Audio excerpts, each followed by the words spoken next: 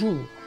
À la demande de Jacques Ducarne, nous allons diffuser un reportage sur les soldats russes qui se sont battus aux côtés des Français durant la Première Guerre mondiale. Pour terminer, on va reprendre les tranchées. Notre place est si utile que sans nous on prend... Alors je voudrais, avant de commencer ma première intervention, avoir une pensée d'abord pour mon ami Jean Gavrilenko qui n'a pas pu être là aujourd'hui. Et puis je voudrais aussi dire à tous ceux qui ont connu Daniel Carence qu'elle nous manque tous et je suis heureux de pouvoir le dire à la tribune. Alors j'ai aussi le privilège, comme ça a été dit, de pouvoir parler 2 fois plus longtemps que les autres.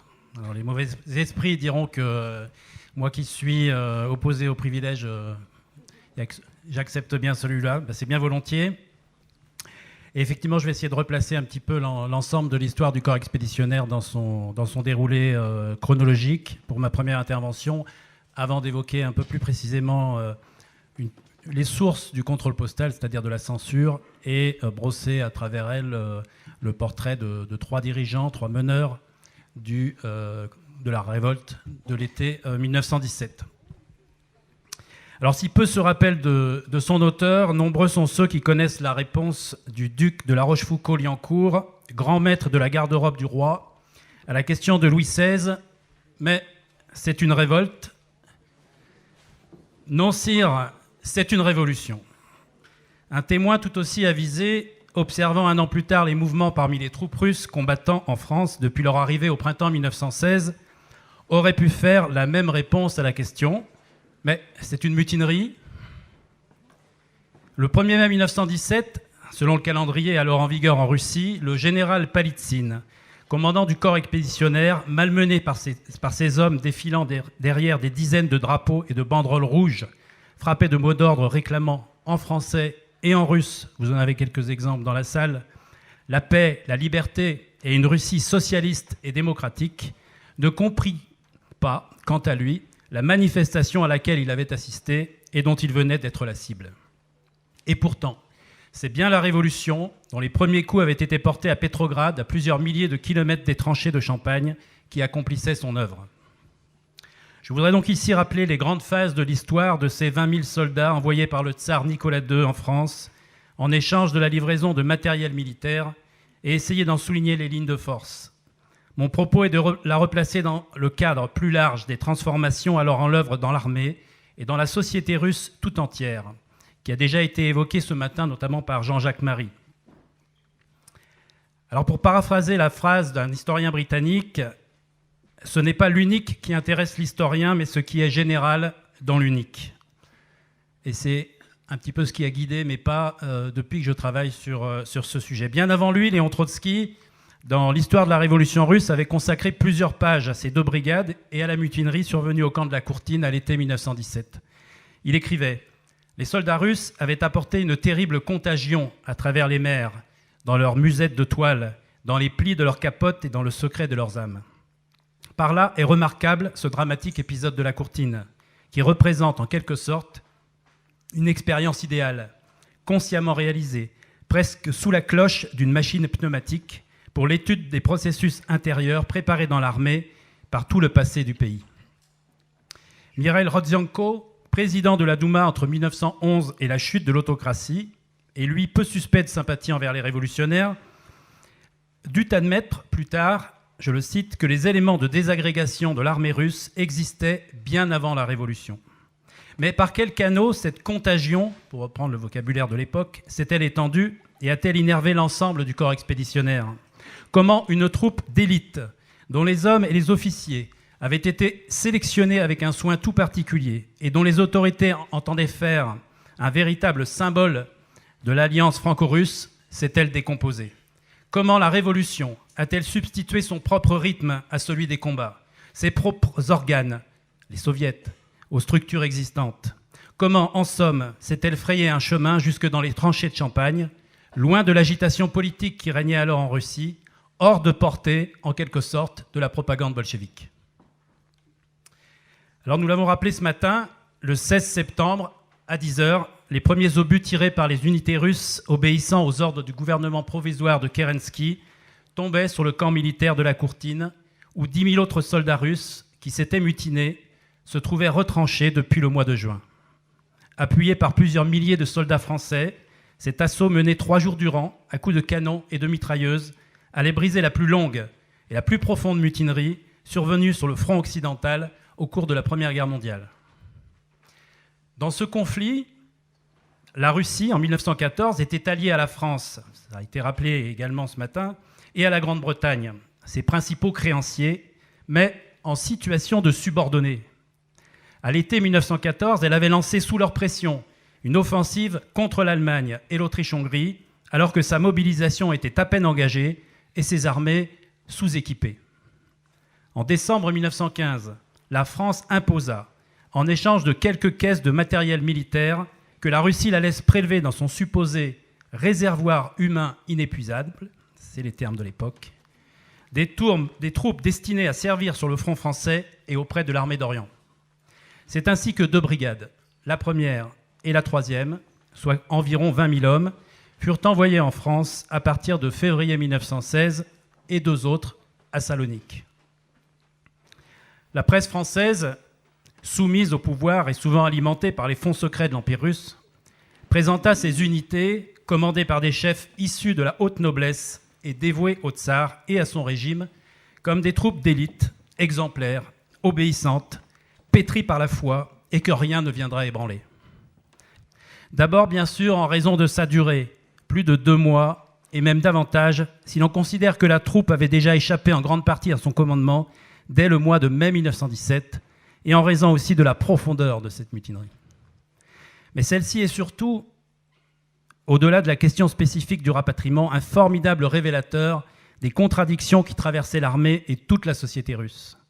Elle met également de façon singulière l'impasse dans laquelle le gouvernement provisoire et Kerensky engagèrent la Russie et maintenaient la Russie dans la guerre. L'histoire de la révolte du corps expéditionnaire est enfin un moyen de mieux comprendre le rôle joué par les autorités françaises dans l'affrontement entre celle-ci et la contre-révolution à partir de l'automne 1917. Comme l'écrira ultérieurement Trotsky, cette politique préfigurait l'intervention de l'impérialisme français dans la guerre civile en Russie. Alors, je voudrais dire rapidement, cette révolte comme prisme de la révolution, c'est d'abord, ça a été dit rapidement tout à l'heure, le rejet du corps des officiers et de la discipline de l'armée tsariste. Cette opposition, elle est apparue bien vite irréconciliable à l'ensemble des soldats, et le gouvernement provisoire n'ayant pas d'autres officiers à proposer à la place, il n'avait que comme seule politique de demander aux soldats d'obéir à ces mêmes officiers qui les avaient fouettés quelques mois plus tôt et qui les traitaient avec le plus grand mépris et parfois la plus grande violence. Donc, pour les soldats, il n'y avait plus de retour en arrière possible. Il n'était pas possible de continuer à obéir à ces hommes-là. Deuxième aspect, le rôle particulier que jouèrent dans cette révolte les éléments ouvriers de la première brigade, puisqu'on en connaît l'origine, le recrutement, etc., essentiellement autour de Moscou. On peut dire qu'elle a joué un rôle d'initiateur, de moteur, et que se sont affirmés un certain nombre de soldats qui avaient, d'abord de par leur âge, puisque bien des soldats du corps expéditionnaire avaient plus de 30 ans, avaient connu, j'allais dire en adulte, si ce n'est participé eux-mêmes à la révolution de 1905 et un certain nombre, éventuellement à la remontée du mouvement ouvrier à partir de 1912.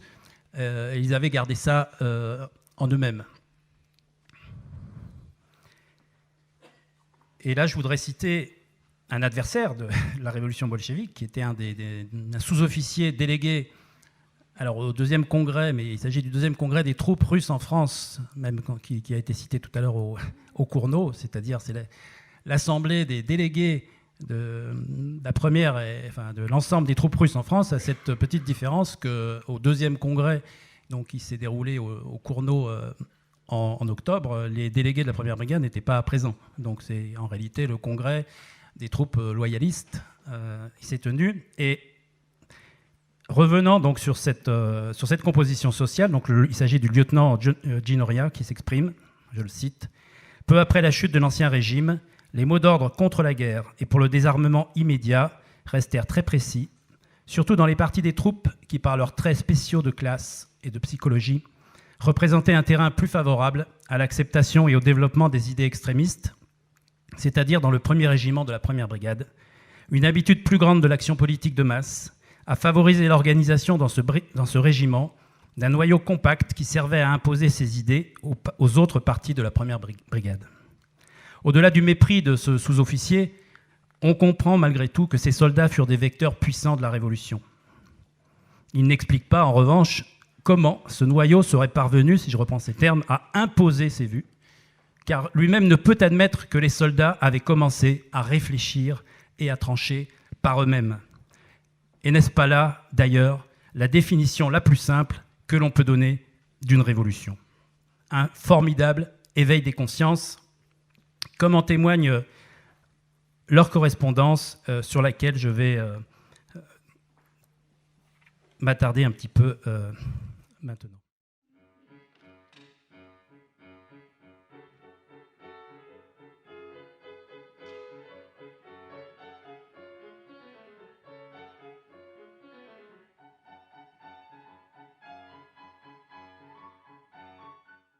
Et il y a eu aussi des soldats russes, à peu près 20 000 soldats russes qui sont arrivés de Russie pour se battre sur le front français et aider les Français à se battre contre les Allemands. Mais pendant la Première Guerre mondiale, en tout cas en février 1917, il y a eu en Russie une révolution. Et donc les soldats russes ont refusé de continuer la guerre. Ils voulaient rentrer en Russie faire la révolution. Comme nous, en France, on a eu la Révolution française en 1789, les Russes ont eu la leur en 1917. Donc nos soldats russes qui étaient sur le front ne voulaient plus faire la guerre. Ils voulaient faire la paix et rentrer chez eux. Et comme on ne pouvait plus les laisser sur le champ de bataille, puisqu'ils ne voulaient plus se battre, eh ben on les a envoyés dans le centre de la France. On les a envoyés dans un camp du centre de la France, qui est le camp de la Courtine. Donc il y a 100 ans, il y avait à peu près 16 000 soldats russes qui sont restés pendant l'été 1917 dans le camp de la Courtine ici. Et nous, les 4, nous sommes tous des petits-enfants, des petits-fils et petites-filles de soldats russes qui ne sont pas retournés en Russie. Ils ont préféré rester en France. C'est pour ça que nous avons des noms russes. J'ai découvert le cahier de mon grand-père il y a 10 ans. Évidemment, c'est un cahier écrit en russe, parce qu'en fait, il s'est marié avec une Lorraine en 1920. En 1920, il a épousé une Lorraine. Et à partir de là, ils n'ont pas parlé russe à la maison, parce qu'il a eu 4 enfants, et ma grand-mère avait peur qu'ils repartent en Russie avec ses enfants. Donc, ils avaient interdiction de parler russe à la maison.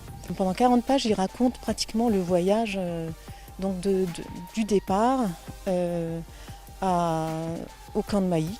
Après, il a écrit des poèmes. Tout est déjà écrit en 4 ans, mais après, surtout, ce sont des poèmes séparés. Donc, c'est sur les combats, sur la solitude, sur la patrie, sa Russie. On voit qu'il est très, très nostalgique. Et au fur et à mesure des années, parce que les derniers écrits datent de 1920, on s'aperçoit qu'il sait qu'il ne retournera plus en Russie. Je suis petite fille d'un soldat du corps expéditionnaire russe. En 1970, j'avais 6 ans et mon arrière-grand-père russe est mort. Et je me souviens très bien, j'étais devant son lit, parce qu'avant les gens quand ils mouraient, ils étaient chez eux et il y avait une veillée et tout. Je me souviens très bien de mon arrière-grand-père. Et je me suis toujours dit que je devais retrouver les gens de sa famille en Russie. J'avais des liens très forts avec mon grand-père et c'était pour lui que je faisais tout ce travail de recherche sur son père. Il me donnait quelques notions de russe, mais il ne connaissait pas l'histoire de son père. Son père n'en parlait jamais et les seules fois où il en parlait, Son épouse lui interdisait de parler en russe. C'était un musicien aussi. Il était venu avec son accordéon en tant que soldat et tout. Et dès qu'il mettait des petites ondes à la radio, dès qu'il entendait des Russes chanter et tout, il prenait son accordéon, il chantait et tout. Et j'ai interrogé les anciens du village où il s'est installé en Franche-Comté. Et il me racontait que son arrivée dans le village, c'était un petit groupe de 5 Russes qui étaient arrivés, et lui jouait de l'accordéon, ils chantaient tous, et ils allaient de ferme en ferme pour essayer d'avoir du travail. Et lui a été embauché dans une ferme en tant qu'agriculteur, et c'est là qu'il a connu mon arrière-grand-mère et qu'il l'a épousée un an après son arrivée dans le village. Donc en 2011, j'ai pu enfin localiser son village et tout de suite je me suis inscrit à un cours de russe pour apprendre le russe, pour pouvoir me débrouiller. Je suis parti tout seul, j'ai pris l'avion à Kiev et après j'ai pris le train, 19 heures de train pour aller dans son village, c'était épique et c'était... Qu'est-ce qu'on ressent à ce moment-là ? Ouais, c'était extraordinaire, hein. C'était l'aboutissement de toutes ces années de recherche. Merci. Maintenant, il reste encore à trouver vraiment sa famille sur place. Ça, c'est quelque chose qui me tient encore plus à cœur.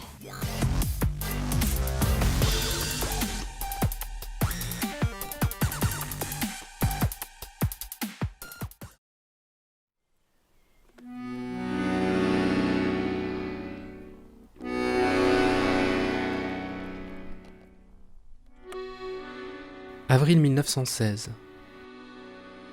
Sous les vivas de la foule marseillaise, plusieurs milliers de soldats russes débarquent en France au terme d'un périple de 70 jours. Échangés par le tsar contre des armes, ils sont censés remonter le moral des troupes françaises au plus bas après 2 ans d'offensive aussi sanglante qu'inutile. Sur le front, ils connaissent l'horreur des tranchées, la boue, le froid, la faim, la peur. En 1917, ils participent à l'offensive Nivelle au chemin des Dames, l'un des plus grands désastres de la guerre, avec plus de 100 000 morts en quelques jours. Au printemps, alors que mutinerie et désertion se multiplient côté français, l'annonce de la révolution russe parvient aux tranchées. Le 1er mai, les soldats de la première brigade refusent de retourner au front, réclamant leur rapatriement en Russie. Sur leur banderole, on lit « Vive la Russie libre, démocratique, socialiste ». À la poitrine de leur vareuse, ils arborent des bouquets de fleurs. Certains commencent à déboutonner leur col, bientôt leurs pattes d'épaule et leurs cocardes, en signe de rattachement à la cause révolutionnaire. Un mot d'ordre fleuri, à bas la guerre. Dépassé, le commandement français envoie les Russes au camp militaire de la Courtine afin d'éviter toute contagion pacifiste. Là-bas, les hommes de la première brigade s'organisent en soviet, congédient leurs officiers et continuent de réclamer leur rapatriement, en vain. En août, ils sont 10 000 hommes en armes, encerclés et progressivement affamés par l'état-major français. Le 16 septembre, au terme de négociations infructueuses, l'ordre est donné de bombarder le camp. Le bilan officiel est de 9 morts, mais certains parlent de plusieurs centaines de victimes. Les leaders du mouvement sont emprisonnés, les survivants ont le choix entre le retour au front ou les travaux forcés. Certains sont envoyés en Algérie, où des conditions de travail effroyables les attendent.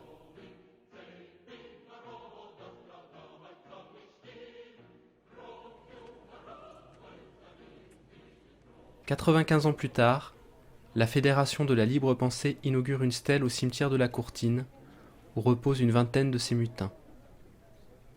Financé par souscription, ce monument vise à sortir de l'oubli un épisode largement occulté de notre histoire. Nous y rencontrons Éric Molotzov, petit-fils d'un des mutins de la Courtine. Alors ça, la connaissance que j'ai eu de l'histoire de mon grand-père, en fait, commence déjà par mon nom, parce qu'à l'école, je me suis bien rendu compte que j'avais un nom particulier, assez difficile à calligraphier. J'ai appris aussi donc l'existence de cette histoire, en tout cas des indices dans la boîte à chaussures, on rangeait les photos. Parce qu'il y avait donc des photos en fait d'un monsieur en uniforme assez particulier quoi, que je connaissais pas quoi. Et puis j'ai posé des questions à mon père qui m'a dit c'est ton grand-père Michel qui était soldat russe et qui est venu combattre en France. Et la question pour moi c'était de savoir ce que venait faire un soldat russe en fait en France, parce que pour moi la Première Guerre mondiale c'était la guerre des Français contre les Allemands quoi, au plus simple.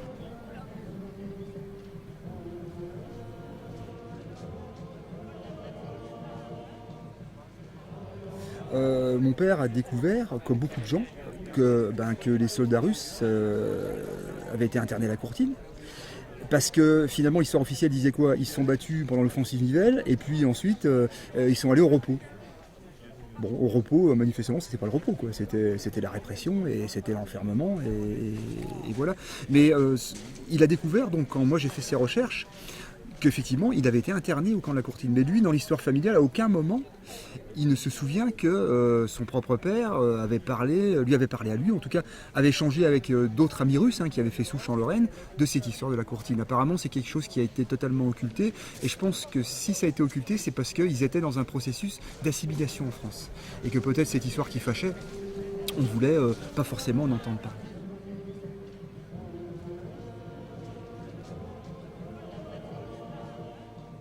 Vous avez quand même des gens qui, à un moment donné, au front, décident de se prendre en charge, mettent leurs officiers à la porte, élisent comme officiers des hommes de troupe et obéissent à leurs hommes, s'organisent. C'est une forme d'autogestion.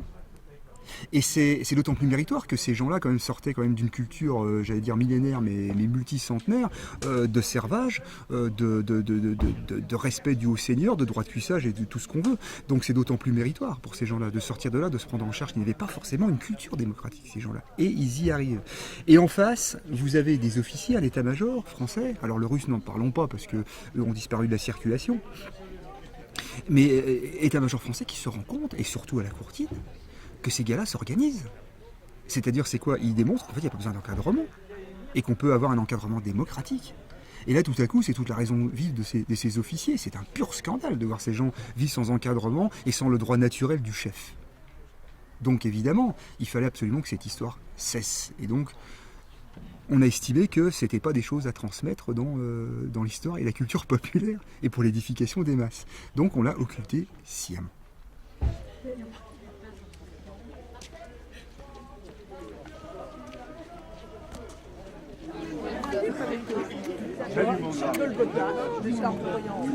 Et comment vous appelez? Molotov. Молодцов? Molotov. Молодцов? Молодцов. Молодцов. А тебя? Ламейко.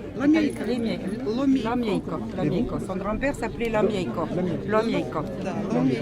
Donc son grand-père était soldat.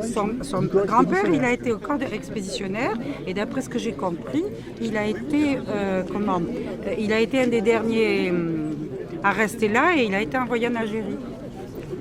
Après, lui, il a fait partie des 1300 qui sont partis en Algérie. Il a fait partie de ceux qui ont été déportés en Algérie. Voilà. Qui ont refusé de remonter au front voilà, et d'intégrer les compagnies de travail. Voilà. Et lui a survécu. Il a survécu en 1919, d'après ce que j'ai compris. Il est parti en... Когда он вернулся в Россию. Куда? Il a été libéré par la Croix-Rouge et il est reparti в 1919 году. Elle savait très peu de choses. Il ne racontait rien du tout. Il parlait. Nous, c'était pareil. Il racontait peu de choses. Tu понимаешь? Voilà. Et il est reparti, d'après ce que j'ai compris, il a participé à la guerre civile. Après, il a été... D'accord, oui, parce que lui était politisé, il faisait partie des plus politisés. Je suppose, on en a pas, elle ne savait même pas. Voilà. On l'a appris comme ça un petit peu.